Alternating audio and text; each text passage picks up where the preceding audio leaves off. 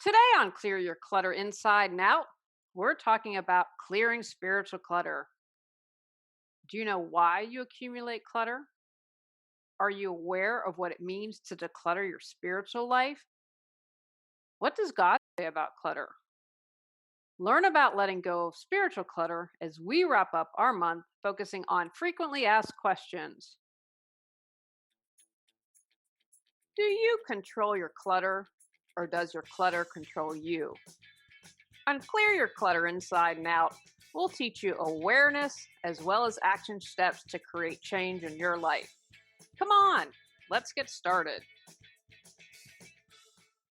This is probably episode I'm most excited for this month because it asks one of my favorite questions and I'm thrilled to answer. But first, I have to share with you episode 4, a little frazzled.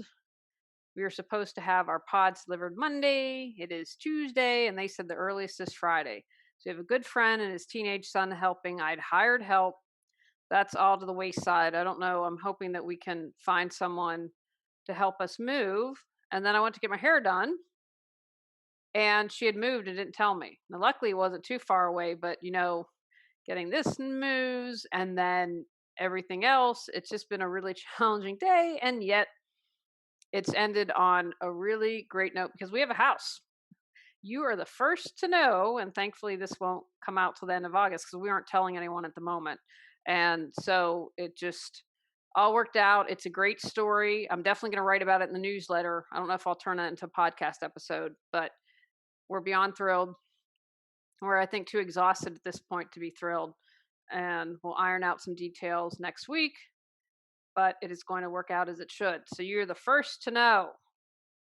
That make you happy? I hope so, because it's nice. I'm like, I can't tell anyone. I'm recording a podcast episode.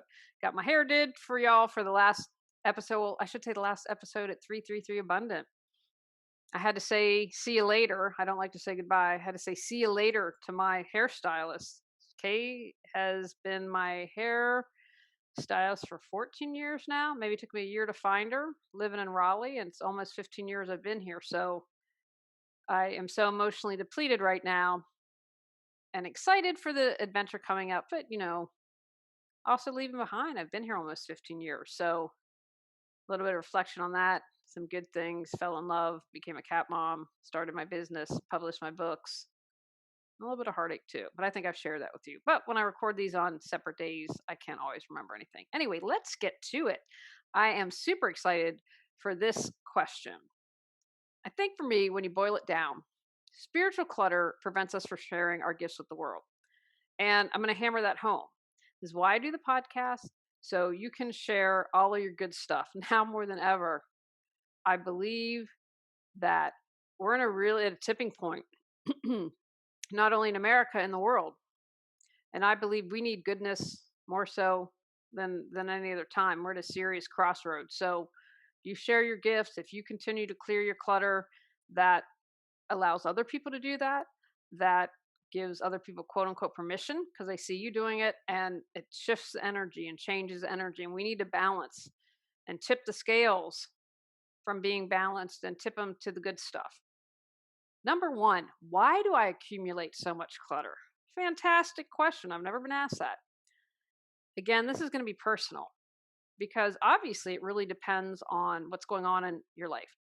For me, if I were to boil it down to a short answer, it would be you're trying to fulfill a need.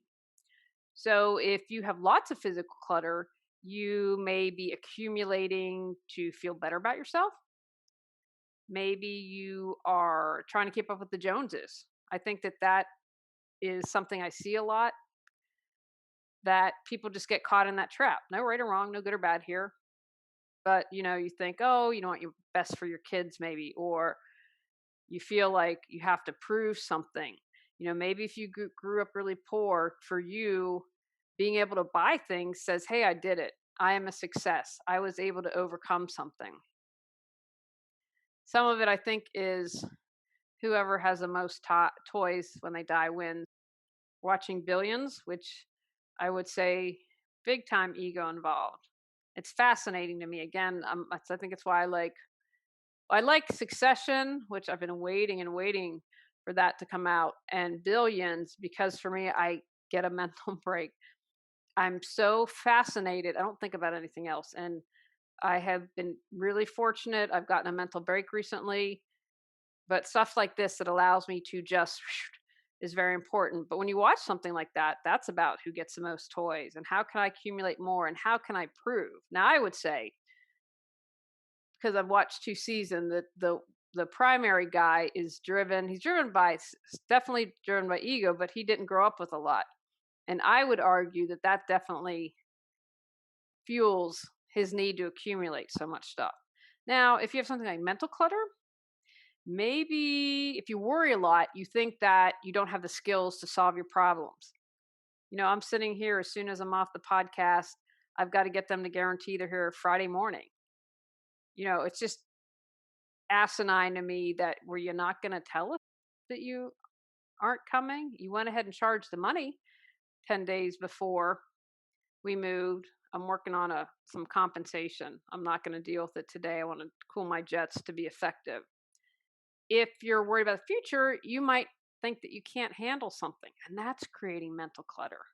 And I've mentioned before, when I first started my business, I worked 24/7 because there's always something to do. If I allowed myself, I could work on the business 24/7. I thought, I'm taking a break from the next book I'm writing. The mental break from the book will be good. But then, I could get trapped into that. I've got to achieve. I got to keep going. I've got to do more. It's not just the physical stuff. You might create emotional clutter because you don't want to deal with stuff. When I emotionally eat, it's because I don't want to look at something. I don't want to deal with it. Emotional clutter for me is a distraction. So that's why I accumulate some pounds in the tummy when I want to do that. So it really is going to depend on you.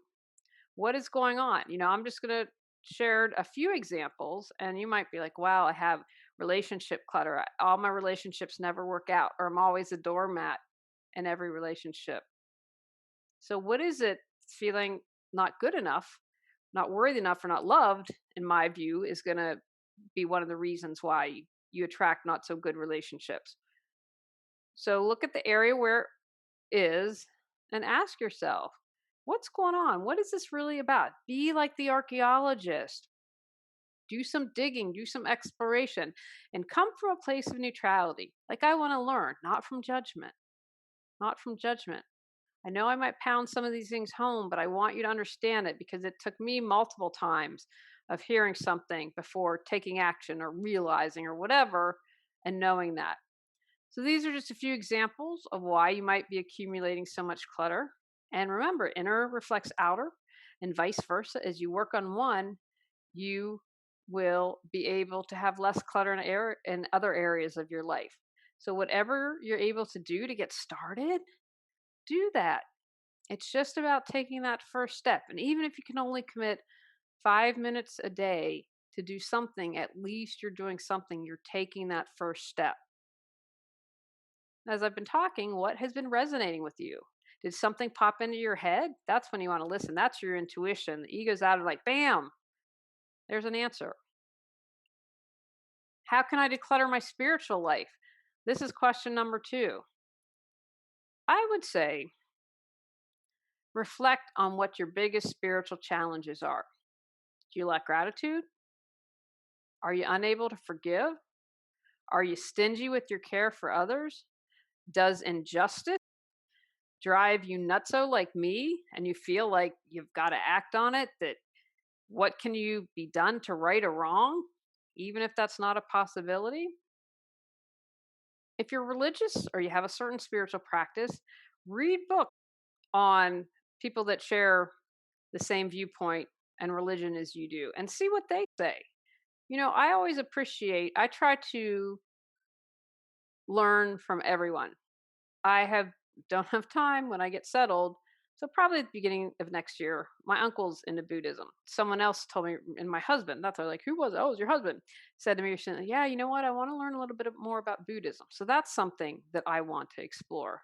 Kind of the Zen background we have here on YouTube. Look for people like, yeah, I'm a Catholic, and maybe there's a Catholic I believe is it Thomas More, who was, I want to say, a priest, and I can see the book cover, and it might be More, but I believe he was either a priest or a theologian or something, and so he brings that into his works. But again, consider expanding what you read because there might be something else that you discover. Attend a service. You can do that online now. If there's an author you like, check out what they have to say. When you begin to work on stuff, they loosen up. And I think for me, the biggest thing that anytime I work on myself spiritually, I believe it opens up my heart more. And in many ways, my heart is open, but in many ways, it's still closed. And so as I do my personal growth work, as I begin to work on it, it opens me up.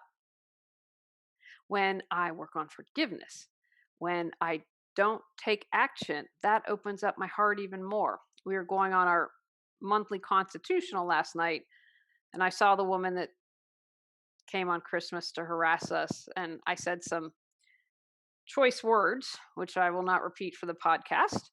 And my husband's like, woosah, woosah. That's what he always says to calm me down. And he was like, we're almost out of here. Just don't say anything. And it was like when the new board president who's came to us to court has now completely changed and acted like he didn't know me. I could have been like, you're a coward, you're a hypocrite, blah, blah, blah. I just was like, take your newsletter. I don't want it. And I didn't swear. I thought about it, but didn't. Those little steps open up my heart more because I didn't take action. Then I can come back to me, come back to being centered, come back to that spiritual part of me, that sovereign self, that higher self that knows like it's just an act. This is just a play called life. It's about clearing your clutter, you moving forward. How can you be the best version of Julie? So I'd ask yourself, where does it make sense for you to begin? And then once you figure that out, put a plan of action into place. Now, you might say to me, you know what? I really don't know. So have some honest conversations with people that you're close to. Now, again, try to have this be someone that's really supportive and groovy and can tell it to you straight, but not be a jerky McJerk face about it. Ask, what do you think? Where do you think I'm challenged? What have you noticed? You say, hey, I think this might be an area you'd want to consider working on. Just have to start out small and keep going. If you have zero gratitude, you're probably not going to be able to change that overnight. Most of us aren't. If you've been holding on to a grudge for years, it's highly unlikely you'll let it go in a month. I mean, good God, it's been how long? We lost the court case in August, but I've been dealing with the HOA since September of 2019. I think for me, physically getting out of the house in the area will have a huge impact. It's because it's in your face every day. It's as much as I love the house, it's being reminded, I haven't felt safe here because of these people. So I didn't let it go after a month. But I feel myself. I've been thanking the house, do a little sage on her shortly. Hey, I leave this house behind. I hope she gets some wonderful, wonderful people that will love on her. But then I can take the cloak of the neighborhood, the heaviness that's been on me for way too long. Know that it's a spiral. Sometimes you fall. I've fallen down, but then you can take a big leap and just keep going. And that's what I've done. I said some meaner words last night, but I didn't scream them. I could have done that. I could have, all this time, I could have reacted. I could have reacted and didn't. So I have to acknowledge that. And can I be better? And I will be better when thinking about them doesn't drive me nuts or wasting my energy. And it reminds me, I have to call my energy back. I will do that after the podcast. But the thing is, I keep with it and I keep going. And I also believe time also helps with things. I think that that's always important too. Like sometimes things that were really hurtful, with time, they're a lot easier to do it. Are you always comparing yourself? How are you not honoring yourself? Do you spend time gossiping? Would you like to share your gifts with the world? Get control of your clutter so your clutter doesn't control you. Reclaim time, money, sanity, and resources. Spiritual Got Clutter 365 journal prompts supports you in clearing your spiritual clutter. Free gift with purchase to support you even more in your journey to declutter your life. So, where is it that maybe you're the most frustrated or the angry, or you see yourself, wow, I'd like to really improve myself in that area? And again, if you don't have anything, talk to people that you love and trust because they might have some insight. And I would say if you just have to start in one place, just saying thank you every day. You know what? I'm just going to start saying thank you every day and see where that takes me. Or I think another big thing would be forgiveness. Okay, I forgive whatever. I forgive the person for cutting me off on traffic. Like, stop it before it even starts. Just being able to say things like gratitude and forgiving and not judging someone, especially yourself. Again, that all works to open up your heart. And it's like that crusty old thing, and you're loosening it up. And I've had moments in life where I've done things where have literally felt my heart open, and it's been amazing, and it's been incredible, and it's been just one of those things I don't even think I could put into words, but I know when my heart opens, that's then I'm bumped up to another level. And finally, my favorite question of all 15: what does God say about clutter? Now, if you don't like the word God, fill in the blank, higher power, whatever works for you. I don't presume to speak for God, so I'm going to share my thoughts. I would say God would be like, hey, your clutter doesn't allow you to focus on what's important. It's not allowing you to be the best version of you. And my theory kind of is religion. I think if you look at all the major religions of the world and even spiritual practices, they all kind of have these common themes like, hey, don't murder. And so I think that they all believe, and I might be wrong about this, but I think there are some threads of oneness within there. And so it's about, how can I be a better person? How can I be better than I was yesterday? So I would hope they'd want you to all be the best version of you that you could be. I also think if you have clutter, that it is related. I would think a higher power would say, to scarcity mentality. You're either coming from fear or you're coming from love. I believe people think they're not good enough, they're not worthy, or they're not loved. That to me is fear. That's just kind of how I've broken it out. So that God would think, yeah, I think there's a scarcity mentality going on. He or she would also possibly say that when you clear your clutter, you can spend time in silence. You can spend time in contemplating things. You don't have stuff taking up your physical, your mental, your emotional energy. My spiritual life is fulfilled when I do things I love and when I feel full, when I feel spiritually full. And it can be something such as being outside in nature. That fulfills me. That makes me feel good. That recharges me. And when I have time to be in contemplation or silence, that allows me to sit quietly and hear my soul. Tell the story of when I was trying to think of a name for the show that I eventually adopted for my business, Reawaken Your Brilliance. I kept wanting something with Thrive. And I'd Google Thrive. I'm like, oh, with like a zillion thing. And then I was literally meditating and heard Reawaken Your Brilliance. I stopped meditating, went to the Google, and nothing on it. I'm like, that's my name. We've got it. I believe that was divinely inspired. Someone from around above was supporting me on that one. Letting go of your clutter is also about surrender. And what do you need to surrender to? So many of us, raising hand here, want to control everything. I have to surrender. I have no control. I don't own containers. I can't get someone to sell me their house. There are things that are out of my control. So I have to surrender to the process. And I'm going to do a podcast episode. I'll probably write the newsletter too. Just the story about the house is just Divine timing. It's like one of those times when I met my husband when I had immense clarity and realized why it never worked out with anyone else. This is my guy. This is my husband. This is the man who makes me a better woman. Because I had to surrender, I didn't make enough to try to buy me a husband. So you sometimes just have to surrender the process. And when you clear your spiritual clutter, it allows you to do that. And maybe for you, it's believing that you'll get what you need when you need it. I say that all the time. Trust that you'll get what you need when you need it. So surrender is a big part. I think God would say, or goddess, that if you have clutter, it prevents you from surrendering. And there's something incredibly freeing about surrendering. And when you surrender, you're in flow, you're in the flow of life. And I believe that when you're in the flow of life, you're being present. And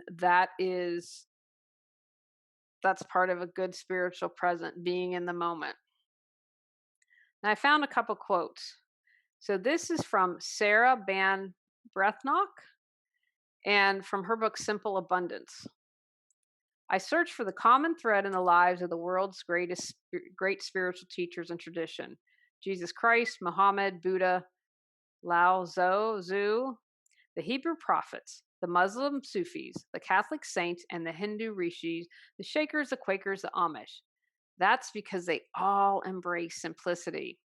Spirituality, simplicity, and serenity seem to be a sacred trinity, three divine qualities of the orderly soul.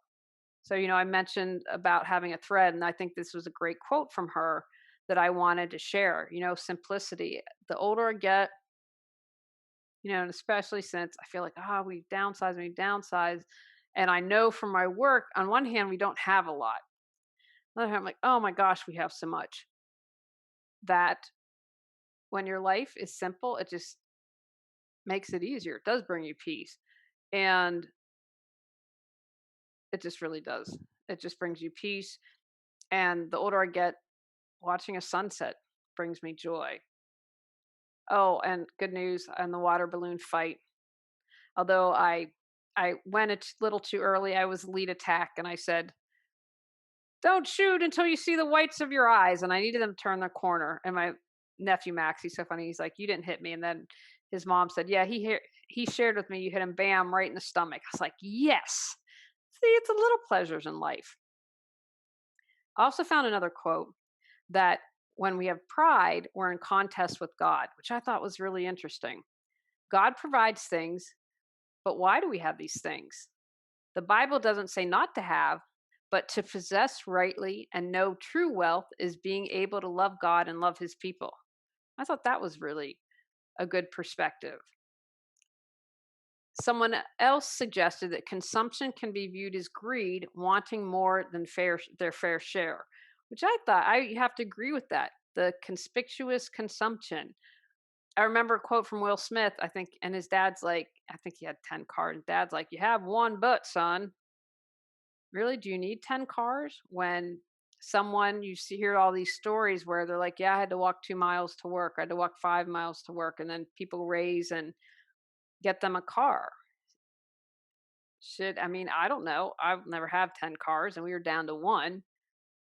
But that seems a little, when there's so much poverty in the world, that people should have excess. And I know we're going to be, well, they earned it, blah, blah, blah. Not everyone's earned it. Watch Wolf of Wall Street. What was the other one? The Big Short. Everyone should watch that film, because when you cheat the system, sorry. And the more as I watch Billions and I see, I'm really convinced that Wall Street's a racket.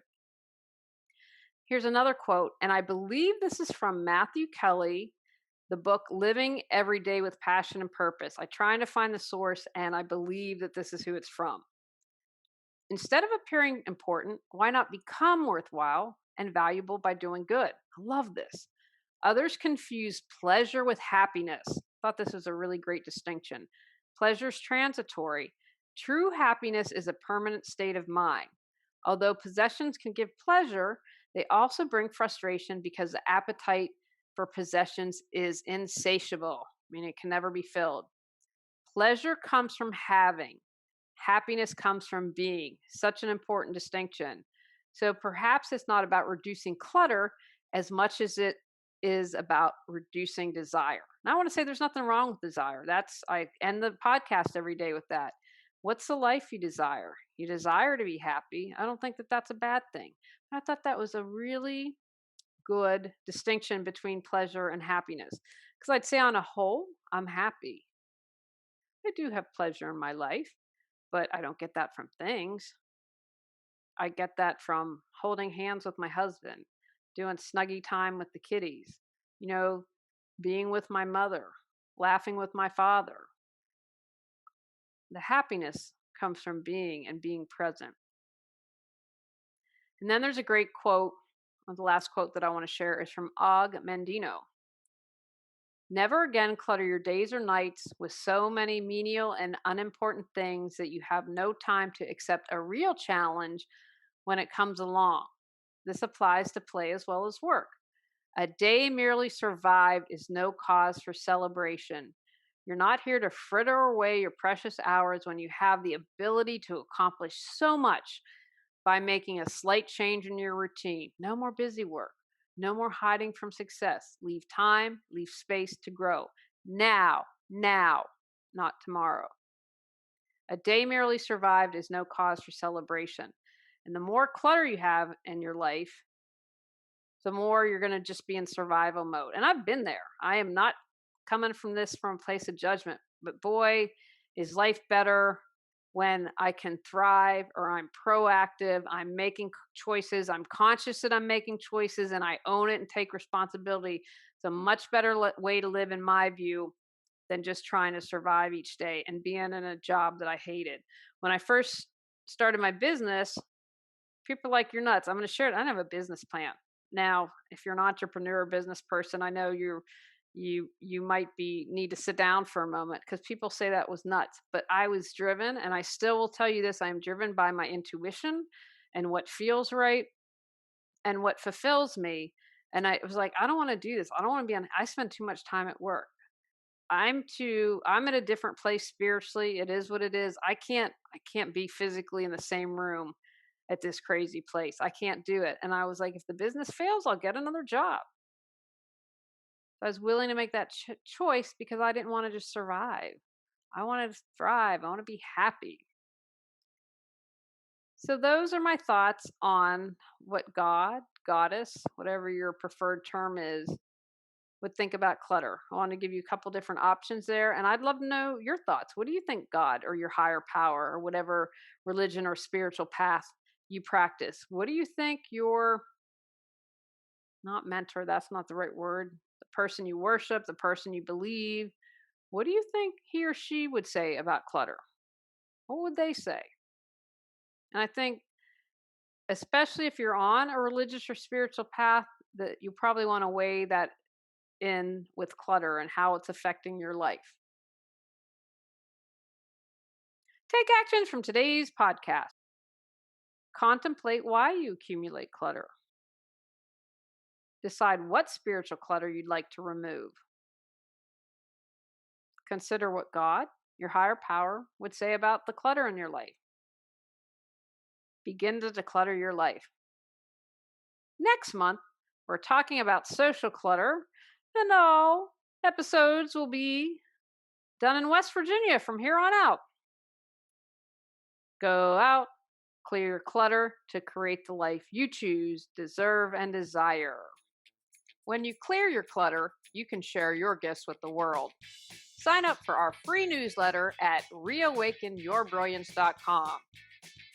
If you've enjoyed Clear Your Clutter Inside and Out, please rate, review, and share us.